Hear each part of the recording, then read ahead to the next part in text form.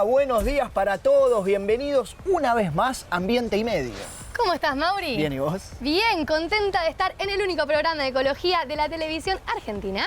Que es además el mejor programa cultural educativo de la televisión argentina, por lo menos hasta el año que viene, con lo cual lo seguiremos luciendo, porque además tenemos mucha información que puede arrancar, por ejemplo, ¿con qué? Esta vez les traigo un tema que a mí me parece súper interesante, que son los créditos de carbono. Un mercado que surgió a raíz de las negociaciones internacionales, empezando por el Acuerdo de Kioto y terminando con el Acuerdo de París del 2015, en donde justamente se intentó habilitar un mercado para poder potenciar la descarbonización internacional. Así que vamos a ver un poco de qué se trata, qué tipo de proyectos pueden participar, cómo funciona este nuevo mercado internacional. Bien, ¿tenemos a alguien con quien vamos a hablar? Claro que sí, tenemos a Diego de Pachama, que es una startup argentina que trabaja en California con este tema. Bien, perfecto, estaremos atentos a la información. ¿Vos qué tenés hoy? Bueno, el cambio climático, como sabemos, es una realidad insoslayable. Un hecho. Que provoca calentamiento global, lo que provoca no solamente eso, otras razones también, pérdida de hábitats. ¿Qué provoca la pérdida de hábitats? Pérdida de biodiversidad. Así es. Hay un informe muy interesante que salió que se llama Planeta Vivo, del Fondo Mundial para la Naturaleza, que tira datos alarmantes, preocupantes, que vamos a analizar porque vale la pena, porque es muy interesante, pero adivina, adivinador, ¿cuál es el continente que más biodiversidad ha perdido a lo largo de los años? No hace falta decirlo, por supuesto que somos nosotros. Así que no solamente hablaremos de datos, sino también de un poco de política y de opiniones que un poco saben cómo pienso. En un contexto donde se estuvo desarrollando la COP de biodiversidad también, ¿no? Exactamente. Muy bien. Y también tenemos, como siempre, un Es Posible. Viste que últimamente uno prueba algunas frutas y verduras, como por ejemplo el tomate, es el perfecto ejemplo. Gran ejemplo. Vamos a decirlo con palabras muy simples, no tiene gusto a nada. Exactamente. ¿Estamos Lo de probás acuerdo? y es como no tiene sabor. Insípido, diría. Pero además no solo eso, sino que hay estudios que dicen que por ahí vienen con menos nutrientes de los que solían tener. Entre otras cosas porque los suelos, la tierra donde se producen esos alimentos, carecen cada vez de más nutrientes, con lo cual nos preguntamos con Agus y les preguntamos a ustedes si es posible que las frutas y verduras vengan con menos nutrientes.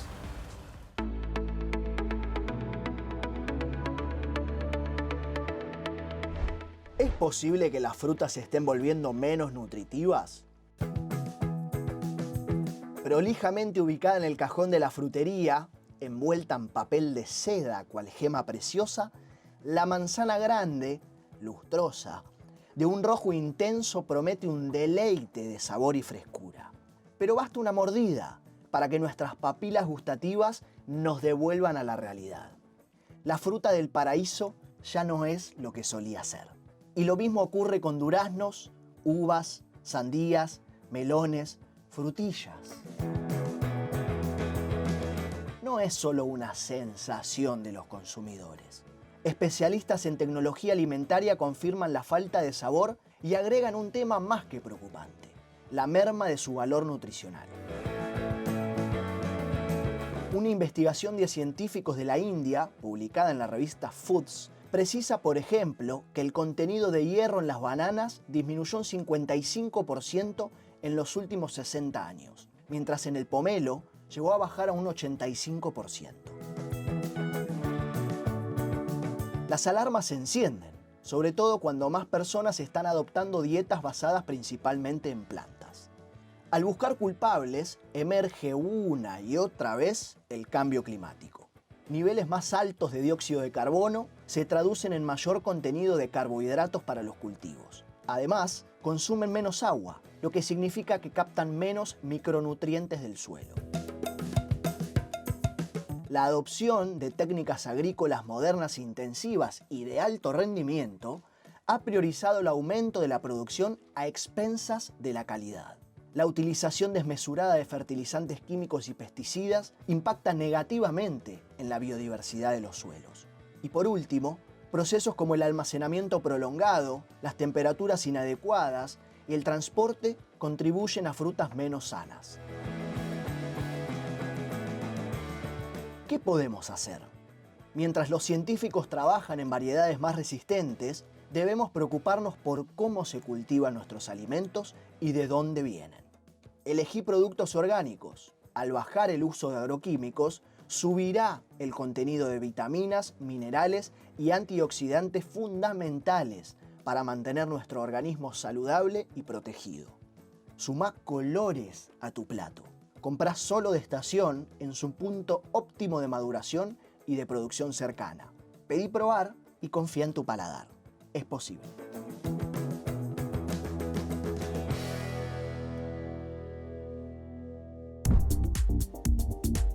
Hace décadas que existe un consenso internacional sobre el impacto que tienen las emisiones de gases de efecto invernadero derivadas de la actividad humana sobre el planeta.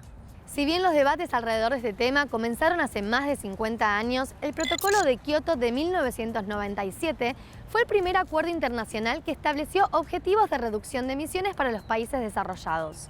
Le siguió el Acuerdo de París en 2015, en donde se consensuó a nivel global que la temperatura media del planeta no debía superar los 2 grados centígrados y que debían realizarse esfuerzos para mantenerlo por debajo del 1,5 grados centígrados en comparación a los niveles preindustriales.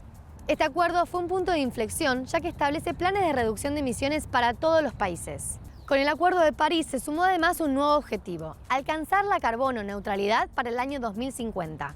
Es decir, alcanzar un equilibrio entre las emisiones de gases de efecto invernadero y su absorción mediante sumideros naturales o tecnológicos.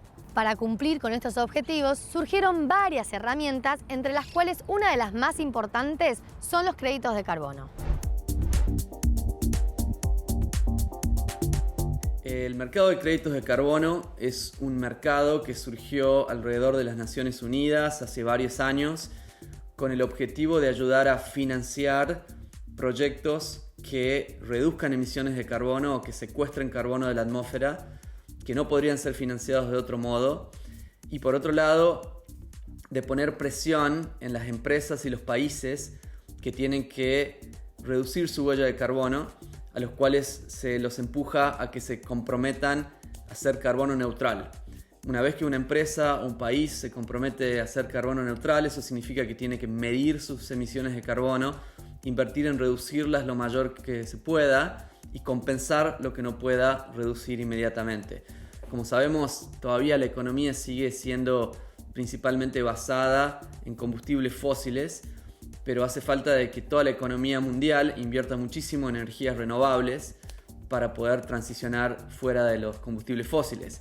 Entonces, cuando una empresa se compromete a ser carbono neutral, inmediatamente está poniendo un precio interno a sus emisiones de carbono y está comprometiéndose a invertir en proyectos que reduzcan o que secuestren carbono en la atmósfera. Por otro lado, los proyectos que pueden recibir créditos de carbono son proyectos como por ejemplo la reforestación. Los árboles y las plantas cuando crecen secuestran carbono de la atmósfera y lo vuelven biomasa. Entonces, reforestar, conservar un bosque, transicionar hacia agricultura regenerativa y por ejemplo también obviamente hacer proyectos de energía renovable en países donde no hay, son proyectos que pueden recibir créditos de carbono. Un crédito de carbono significa 1 tonelada de carbono secuestrada de la atmósfera, compensando la causa del efecto del cambio climático. Entonces, cuando una empresa mide su huella de carbono y mide cuánto redujo y mide cuál es la diferencia que tiene todavía, invierte en compensar esas toneladas de carbono por medio de financiar proyectos de reforestación que van a secuestrar esa cantidad de carbono. El precio de los créditos de carbono es determinado por el costo de la actividad que hace falta ejecutar para reducir o secuestrar ese carbono y también por la oferta y la demanda.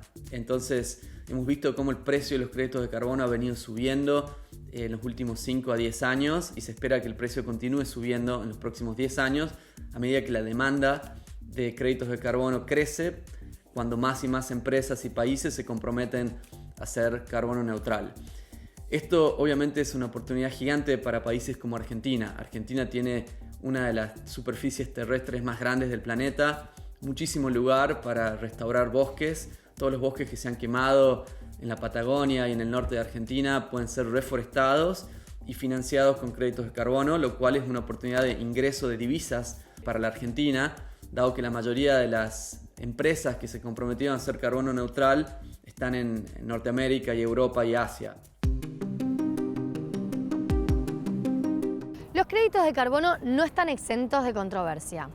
Uno de los mayores desafíos radica en asegurar su veracidad y transparencia, ya que no todos los proyectos que generan créditos ofrecen reducciones reales y permanentes de las emisiones. También se les critica la posibilidad de que se conviertan en una estrategia para que las empresas ricas puedan seguir contaminando, comprando su derecho a emitir en vez de reducir de manera directa sus emisiones.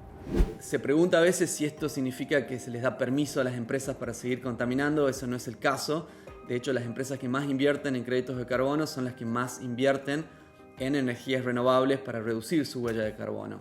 Y bueno, Pachama es una empresa que empezamos con un amigo argentino acá en California hace 6 años y que se dedica a usar tecnologías como la inteligencia artificial y las imágenes satelitales para traerle más credibilidad, más eficiencia y más escalabilidad al mundo de los créditos de carbono, con un especial foco en los créditos de carbono que vienen de la naturaleza, de la reforestación y de la conservación de bosques.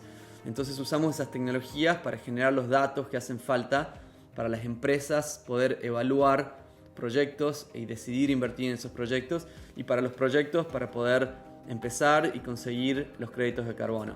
Hoy somos un equipo de más de 70 personas distribuidos por el mundo y vemos un gran potencial en este mercado, y como decía, como argentino, me parece que es una oportunidad increíble para Argentina, especialmente en este momento que nos estamos abriendo al mundo y donde esto puede beneficiar nuestra economía local, pero obviamente nuestra ecología local, y hacer una contribución importante al planeta en esta época tan crítica. A pesar de las críticas, los créditos de carbono siguen siendo una herramienta útil para poder avanzar hacia los objetivos de la carbono neutralidad, sobre todo en aquellos sectores difíciles de descarbonizar rápidamente. No obstante, para que cumplan con su verdadero propósito, es clave que vayan acompañados con reducciones efectivas de emisiones a nivel global, junto con proyectos de absorción de carbono bien implementados, que sean verificables y con impacto a largo plazo. En última instancia, los créditos tienen que ser una pieza complementaria en la transición hacia una economía baja en carbono y no una excusa para posponer la transformación estructural necesaria en el camino hacia un planeta más sostenible.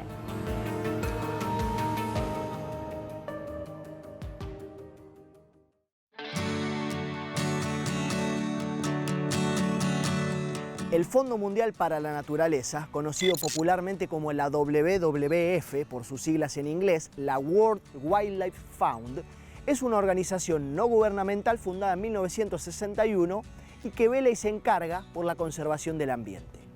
Lanzó un informe llamado Planeta Vivo y por su condición de interesante vale la pena repasar. Advertencia, no son muy buenas noticias. Un sistema en peligro es lo que nos plantea, ya que cuando los impactos acumulativos alcanzan un cierto umbral, los cambios se perpetúan, dando lugar a transformaciones sustanciales, abruptas y potencialmente irreversibles. Un punto de inflexión, o como diría uno de los productos estrella de la Fundación Ambiente y Medio, un punto de no retorno. En los últimos 50 años, 1970 y 2020, no olvidando que el planeta Tierra ostenta de unos 4.543 millones de años de vida, el tamaño medio de las poblaciones de fauna silvestre se ha reducido en un 73%. 35.000 tendencias poblacionales de unas 5.495 especies de aves, anfibios, reptiles, mamíferos y peces, siendo las especies de agua dulce las que han sufrido de un mayor declive con una caída del 85%, seguidas por las terrestres con un 69% y las marinas con un 56%. ¿Por qué las especies de agua dulce? Por la sobreexplotación y degradación de sus hábitats. Por ejemplo, un 35% de los humedales de todo el mundo, que son de agua dulce, han desaparecido.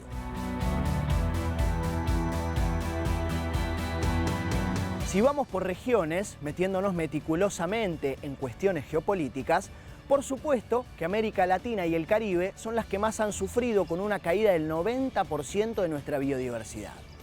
Seguido por África con un 76%, Asia y el Pacífico con un 60% y, oh casualidad, reducciones menos dramáticas para Europa y Asia Central con un 35% y Norteamérica con un 39%.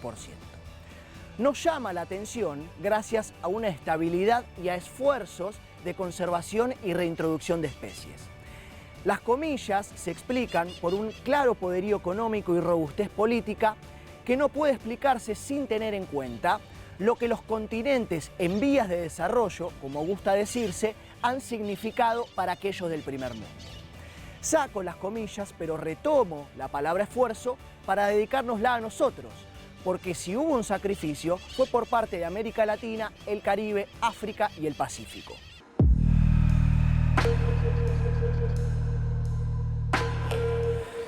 Volviendo. Dice Planeta Vivo, a lo cual adhiero profundamente, que la principal causa de deterioro ambiental se debe a la producción de alimentos. Responsable del 27% de los gases de efecto invernadero, teniendo en cuenta, por ejemplo, a la industria ganadera, uno de sus principales contribuyentes, gracias a eructos y gases de las vacas que emanan gas metano, uno de los contribuyentes principales del efecto invernadero, un 70% de las extracciones de agua dulce, recordemos a los humedales, un 86% de las especies en peligro de extinción, por ejemplo, teniendo en cuenta la industria del aceite de palma, utilizado en ultraprocesados como galletitas o chocolates, que afectan a orangutanes o tigres, y un 90% de la deforestación tropical, que desemboca en la pérdida de hábitats para especies, por ejemplo, como nuestro yaguareté, que ha visto su población reducida en más de un 95%.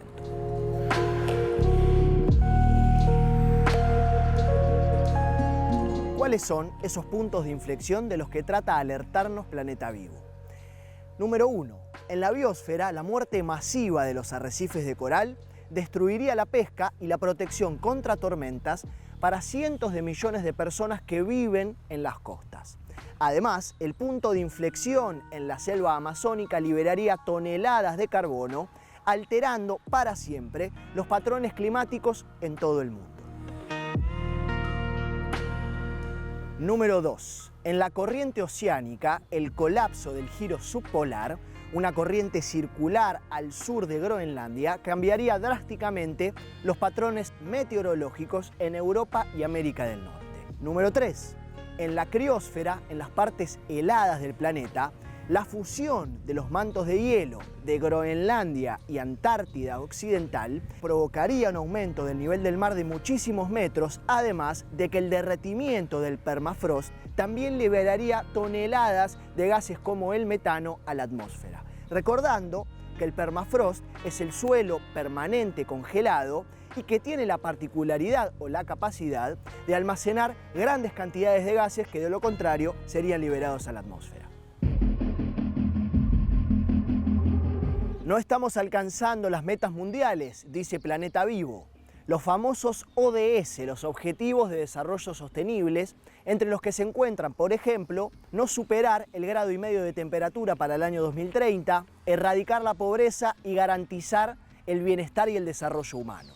Advierte, por ejemplo, que más de la mitad de los ODS no serán cumplimentados y que además el 30% de ellos retrocederán o se estancarán respecto a los niveles basados y alcanzados en el 2015. Por otro lado, los nulos compromisos climáticos nacionales provocarían un aumento de la temperatura de hasta 3 grados centígrados, lo que desencadenaría en consecuencias realmente catastróficas. Y por último, que los compromisos de biodiversidad nacionales también son escasos, pero lo que también escasea es el apoyo financiero internacional. Transformar la conservación, transformar el sistema alimentario, transformar el sistema energético y transformar el sistema financiero parecieran ser, o mejor dicho, son la única respuesta a una crisis sin igual y de la que de todas formas, haciendo todo eso, pareciera haber incluso algunos puntos de no retorno. De todas formas, yo prefiero pensar distinto y trabajar para que haya un mañana, ¿por qué no?, vislumbrante. Entre otras cosas, porque más de la mitad de la población, un 55%, depende moderada o intensamente de la naturaleza y de sus recursos naturales. Pero está claro que si seguimos destripando a la naturaleza y a sus recursos naturales, el futuro claramente será inviable. Tenemos un planeta vivo y para seguir teniéndolo hay que empezar a trabajar ahora.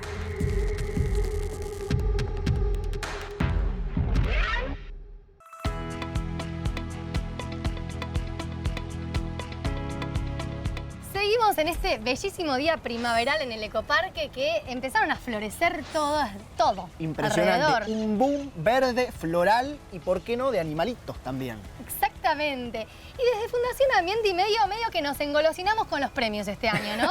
Me gusta esa porque el 24 de octubre pasado, jueves, en la Bolsa de Comercio pasó algo interesante. Recibimos un premio por la plataforma EcoAula Digital, el Premio Argentino de Economía Circular.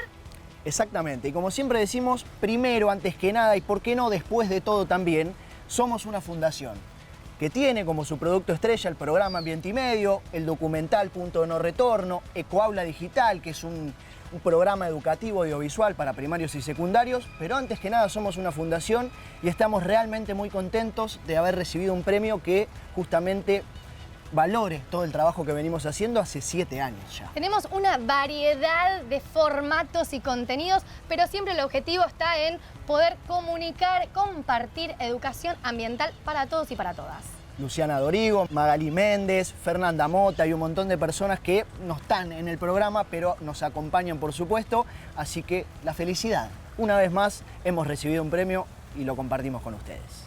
Y tenemos, como siempre, una hermosa entrevista para compartirles. Sí, señora, porque hoy no es cualquier entrevista, sino que cumplimos un objetivo que veníamos persiguiendo con una referente del movimiento juvenil ambiental, la señorita Nikki Becker, referente obviamente de Jóvenes por el Clima, que vos conocés muy bien. Una gran amiga que sabe un montón, que comunica muy bien, así que escuchémosla.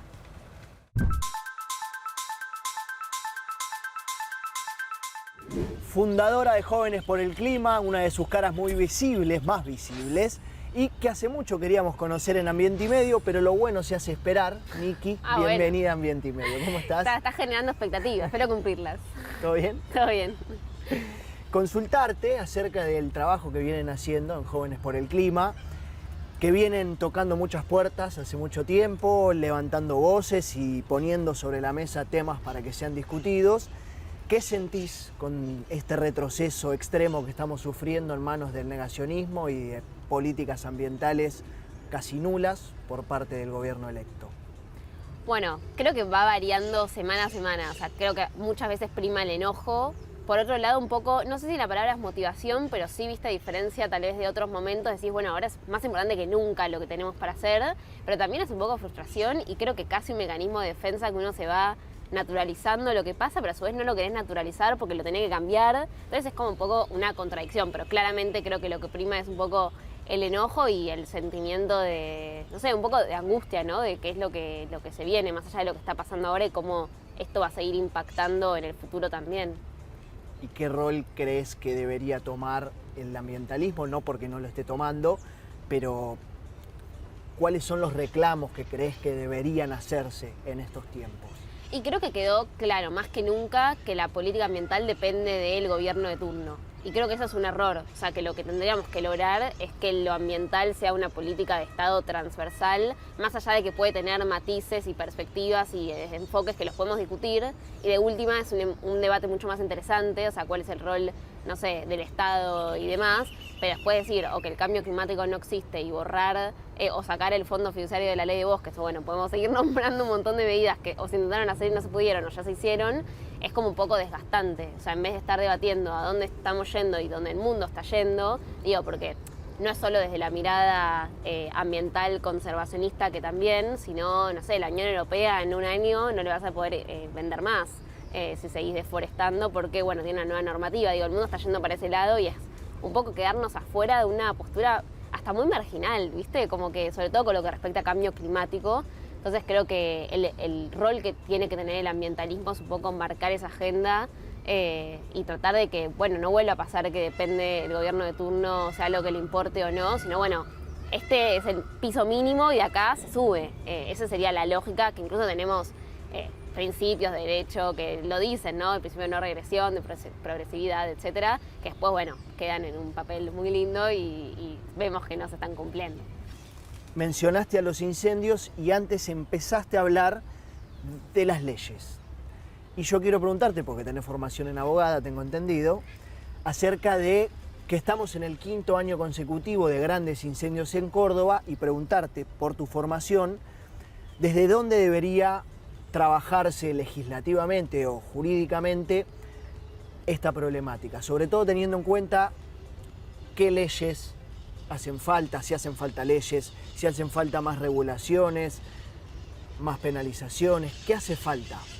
Bueno, el tema de los incendios es como medio ya un tema recurrente, o sea, medio que en alguna parte del año, incendios en alguna parte del país, es medio común, hay incendios en Argentina, no importa cuándo veas esto, ¿viste? Como para hacer un really que lo podés compartir en cualquier momento porque va a suceder.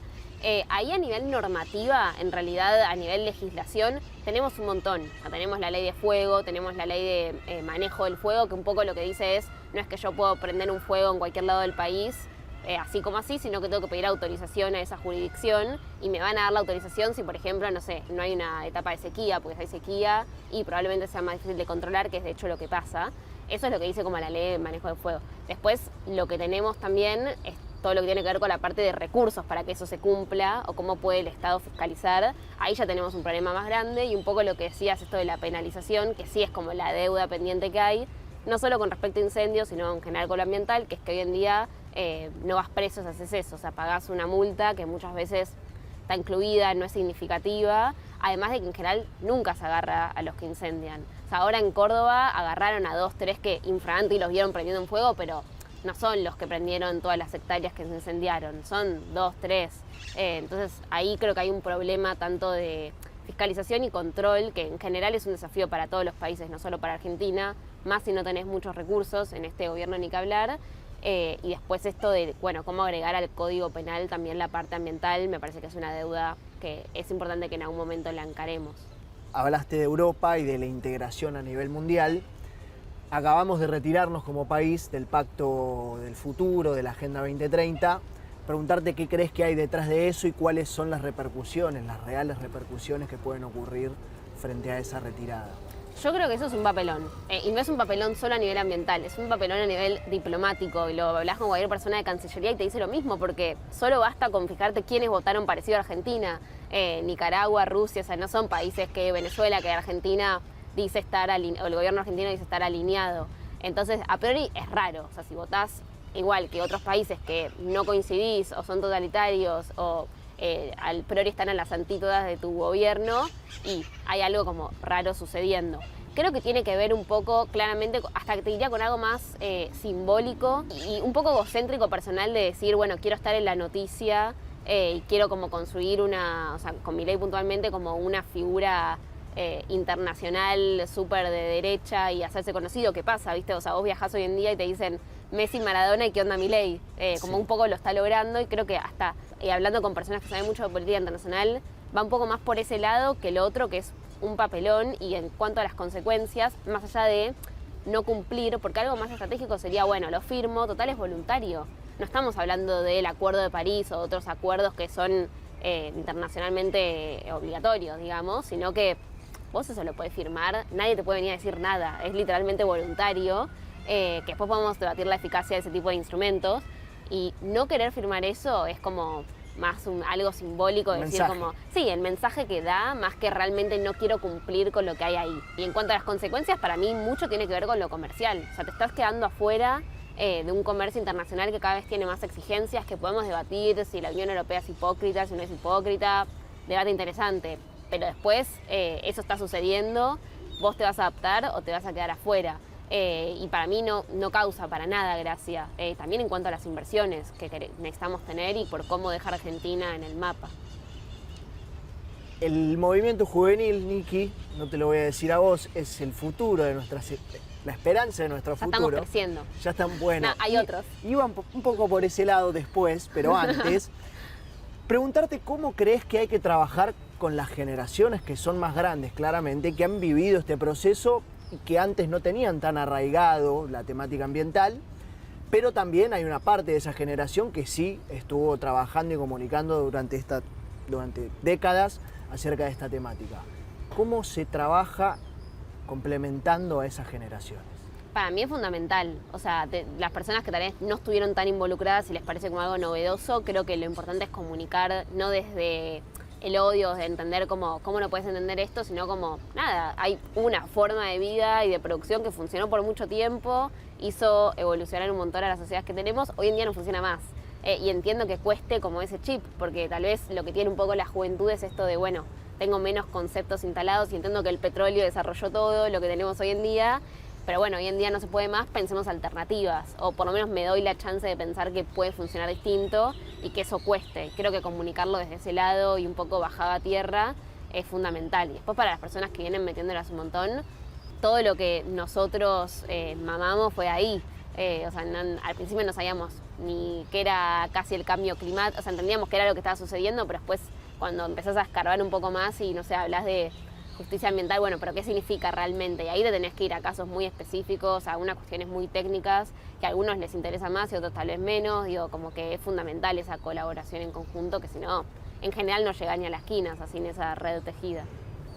Niki, te hago la última y muchas gracias por haberte acercado. Como bien dijiste, yo antes que vos, en algún momento dejaremos de ser jóvenes, yo antes que vos porque creo que soy un poco más grande.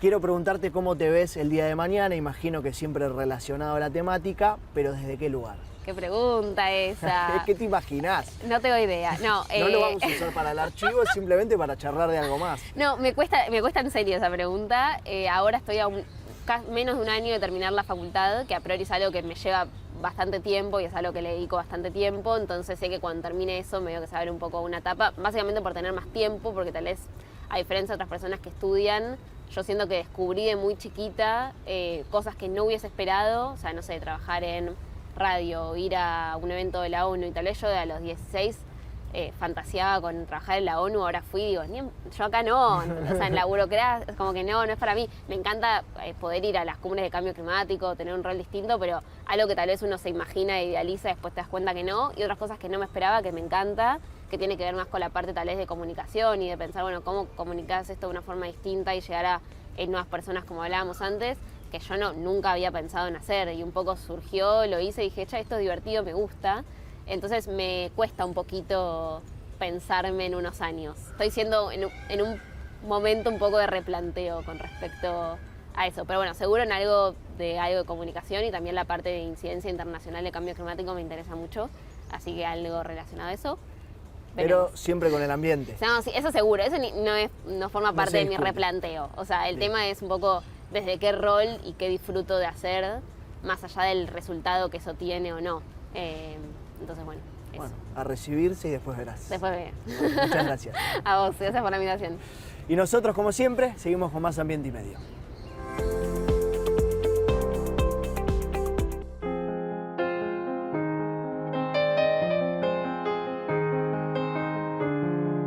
El café y el té son dos de las bebidas más consumidas en todo el mundo.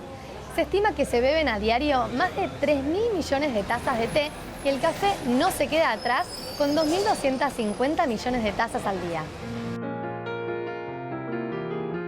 En Argentina, si bien somos una nación amante del mate, el café ha ido ganando popularidad con un consumo que ronda las 1.000 millones de tazas al año. Estas bebidas no solo nos acompañan en nuestra rutina diaria, sino que también están asociadas a numerosos beneficios, que van desde el aporte de antioxidantes hasta la concentración. ¿Pero alguna vez se preguntaron cuál de las dos es más ecológica? En Ambiente y Medio venimos analizando el impacto ambiental de los productos que consumimos, y el té y el café no se iban a quedar afuera. Para responder a esta pregunta es fundamental que conozcamos los factores que intervienen en la huella ambiental de un producto. Ya hemos hablado en otras oportunidades sobre este tema y sabemos que variables como el uso del agua, la cantidad de agroquímicos utilizados, el uso de energía o el transporte son fundamentales para entender el impacto de estos productos. En el cultivo de café, uno de los grandes problemas es la deforestación. Muchos países productores como Brasil y Colombia han reemplazado grandes áreas de bosque nativos por producciones de café, lo que afecta a la biodiversidad y contribuye al cambio climático. El café solía plantarse a la sombra de otros árboles, sin embargo ahora se cultiva en grandes extensiones expuestas al sol, lo cual requiere un uso más intensivo de agua, fertilizantes y pesticidas, con su correlato negativo en los suelos y en el agua. El té, por su parte, tampoco está exento de problemas. El té está impulsando la tala de bosques en países como Sri Lanka y la India. Alrededor de 130.000 hectáreas de árboles desaparecen cada año para darle paso a las plantaciones, según el Barómetro de Café de 2023. La producción de té también implica un alto consumo de agua y el uso de fertilizantes y agroquímicos. Ambos productos, al ser cultivados en zonas lejanas a los mercados consumidores, como pueden ser América del Norte o Europa, generan una importante huella de carbono debido a su transporte, que va a variar en función de si se realiza en avión o en barco, siendo menor el impacto en barcos de carga. La elección de envases también impactará en sus respectivas huellas ambientales. Entonces, ¿cuál tiene un mayor impacto ambiental? Si bien los dos tienen sus desafíos, el café suele tener una mayor huella. Pero no todo está perdido. Hay formas de reducir el impacto ambiental de nuestras bebidas favoritas. Elegir productos con certificaciones ecológicas como el café de comercio justo o el té orgánico puede marcar la diferencia. Además, reducir la cantidad de envases descartables que utilizamos al elegir opciones a granel y apoyando a emprendedores locales cuando sea posible son pequeños pasos que pueden ayudar a disminuir nuestra huella. Porque al final lo que importa es reconocer que cada elección que hacemos deja su huella y que nosotros, con mejor información, podamos tomar decisiones más conscientes.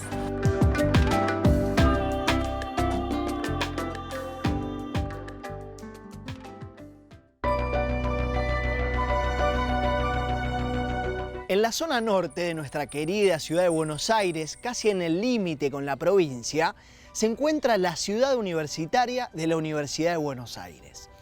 Alberga las facultades de Ciencias Exactas y de Arquitectura, Diseño y Urbanismo, y al frente de todo eso, unos metros más allá, se encuentra el también querido Río de la Plata. Pero entre la ciudad universitaria y el Río de la Plata hay un espacio verde, tan importante que fue declarado como Reserva Ecológica Ciudad Universitaria Costanera Norte. Y hoy Ambiente y Medio conoce su historia, cómo surgió, qué tiene para ofrecernos y mucho más. La reserva tiene más de 20 hectáreas, fue declarada como tal en el año 2012, pero recién en el año 2018-2019 es que empieza a trabajarse en la infraestructura y en la puesta a punto como reserva para que pueda ser visitada. Tiene 3 ambientes diferenciables: humedales que están por allá, bosques que están por acá, y a mis espaldas que se encuentran los pastizales. Cada vez que me encuentro con un guardaparque le pregunto cuál es el trabajo que realiza en la diaria. Pareciera una pregunta repetitiva, pero cada espacio verde, reserva, parque nacional es especial, es una particularidad en sí misma, con lo cual, Rodri, gracias por recibirnos en tu casa, te doy la bienvenida a Ambiente y Medio. Gracias. Y te pregunto cuál es tu trabajo en la diaria, acá en la reserva. Bueno, gracias por venir, bienvenidos. Bueno, mi trabajo en la diaria, más allá de que hoy estoy cumpliendo la función de guardaparque principalmente y de coordinador general del área, es de educador ambiental. Lo que hacemos es, en cada tarea que realizamos, pensar en que la persona, el visitante, el estudiante, el investigador, que se acerque a nosotros, que se acerque a la reserva, en realidad que es de todos, se lleve un mensaje, ya sea de aprendizaje o un mensaje que le genere alguna intriga de ir conociendo. Lo que nosotros hacemos es trabajar en la conservación de esos diferentes ambientes, también con la colaboración de la UBA, que trabajamos en cogestión conjuntamente en todas las tareas de la reserva ecológica, ya sea en infraestructura, en investigación, en educación, todo lo compartimos y compartimos no solo las decisiones, sino también las experiencias y las definiciones de cada cosa que vamos a realizar. Principalmente lo que yo llevo adelante es la coordinación de las visitas guiadas que realizamos por acá, por lo que es la Reserva Ecológica Ciudad Universitaria Costanera Norte. Estas guiadas las dan principalmente estudiantes de la Facultad de Exactas. Hay de todo, principalmente la dan estudiantes de biología, aunque también se han acercado estudiantes de química, geología, paleontología e incluso de ciencias de la computación, así que es bastante variado, lo cual también es un lindo aporte, ya que cada uno le puede dar un poquito su propia chispa de contenidos de su propia disciplina para hacer cada guiada un poco más única y diversa. Estas guiadas las coordinamos principalmente en lo que son la Semana de las Ciencias, que son eventos que hacemos en la facultad, aunque también muchas veces recibimos colegios que se contactan con nosotros para hacer visitas particulares, para conocer todo lo que es el predio de Ciudad Universitaria, las carreras del agua y principalmente acá la reserva esta hermosa que tenemos.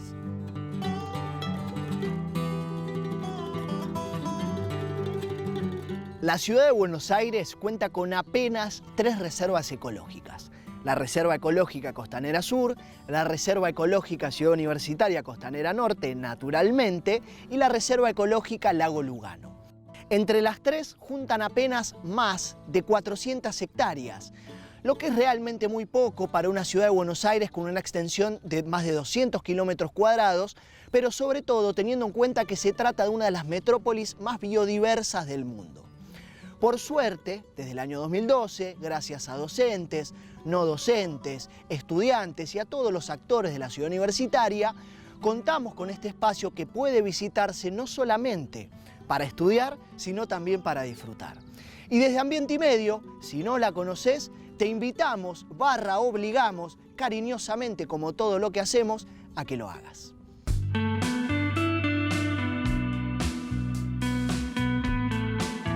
Paula es docente, investigadora, pero sobre todo con mucha relación con la reserva por la gestión y por el trabajo que fue realizando aquí. ¿Es correcto esto, Paula? ¿Docente de qué?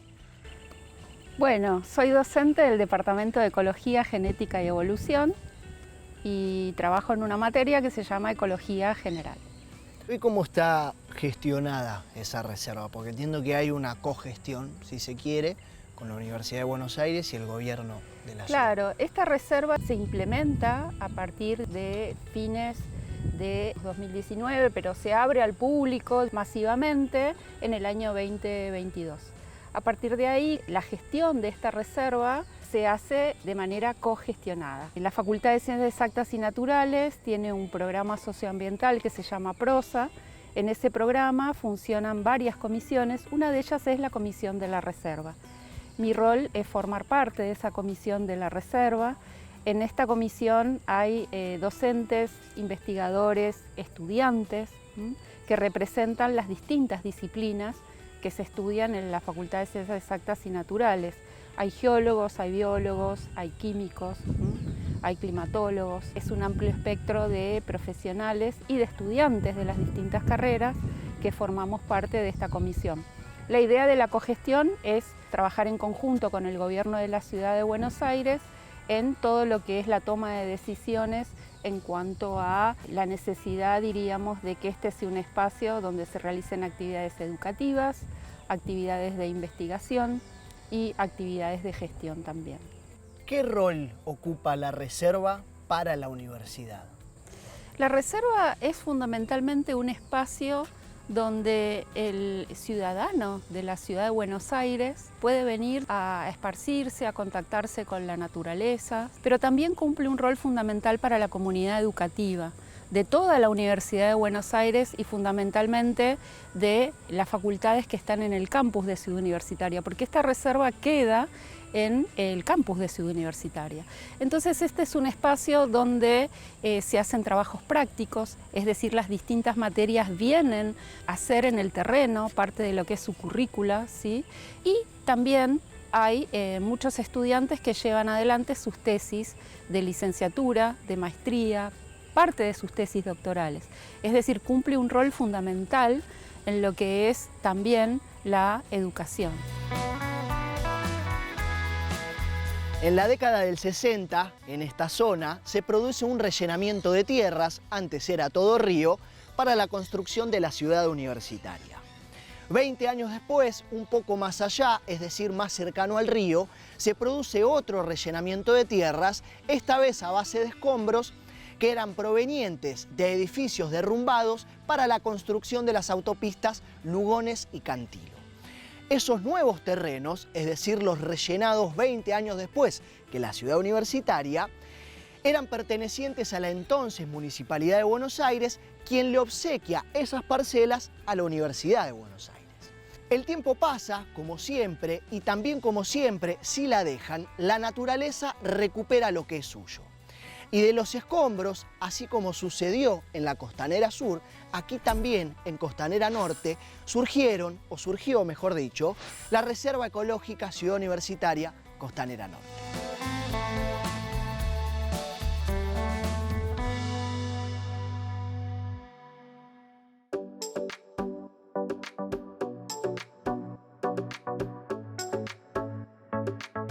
El progreso de las naciones, su desarrollo o su colapso, dependerá pura y exclusivamente de las estrategias que se implementen para poder revertir esas problemáticas. Se trata, dice El Gato y la Caja, medio de comunicación de divulgación científica, del desafío de diseño más importante de todos los tiempos. ¿Por qué de diseño? Si estamos hablando de economía, de producción, de sociedad, de ambiente, de ciencia, uno en un principio, y lo digo pura y exclusivamente por mí, asociaba la palabra diseño más con una cuestión artística. Pero la realidad es que las políticas públicas merecen un diseño, los métodos de producción merecen un diseño, la matriz energética, el desarrollo de las sociedades. Eso es lo que plantea Clima, el libro del Gato y la Caja, de unas 400 páginas, pero que no son nada pesadas, sino muy fáciles de leer, didácticas y hasta visuales, con muchos gráficos, y que además cuenta con un montón de autores, no solamente El Gato y la Caja, sino Carolina Vera, Juan Arroyo, Fundar, Jóvenes por el Clima, lo que le da también un tinte distinto porque, como plantea el libro Clima, este problema, este incordio en el que nos hemos metido como humanidad, el más grande de todos los tiempos, se resuelve únicamente con un enfoque diverso y multidisciplinario. Por eso recomendamos Clima, que mi compañera también lo leyó, y qué dice al respecto. Así es, a mí lo que me encanta de El Gato y la Caja en general, les recomiendo todos los libros del Gato y la Caja, pero particularmente este, que es divulgación científica, pero apta para todo público. Fácil de comprender, un tema que a veces es muy complicado, que trata de temas que no estamos acostumbrados a escuchar, y de esta manera podemos aprender, y aparte con información de la Argentina, que tampoco es menor, ¿no? Tener este tipo de divulgación científica con datos actualizados y locales. Un verdadero manual, un ABC. ¿Se acuerdan que hace poco recomendamos La Primavera Silenciosa? Bueno, este es otro must obligatorio que tenemos que leer para entender las cuestiones ambientales. Así es. Que podemos prestarlo, por supuesto, pero que además pueden encontrarlo en la página del Gato y la Caja gratis. Yo no soy de leer 400 páginas por internet, por una pantalla, pero... No, yo he leído algún que otro capítulo para poder avanzar en un momento en el que no lo tenía, pero está bueno porque esto es accesible para que todas las personas puedan conocer de qué se trata y puedan meterse en este tema. Entonces, me parece clave esta divulgación gratuita y accesible para todos y para todas. ¿Y nosotros quiénes somos? Somos la Fundación Ambiente y Medio, creamos contenido y periodismo ambiental y nos vemos la semana que viene. Chau, chis.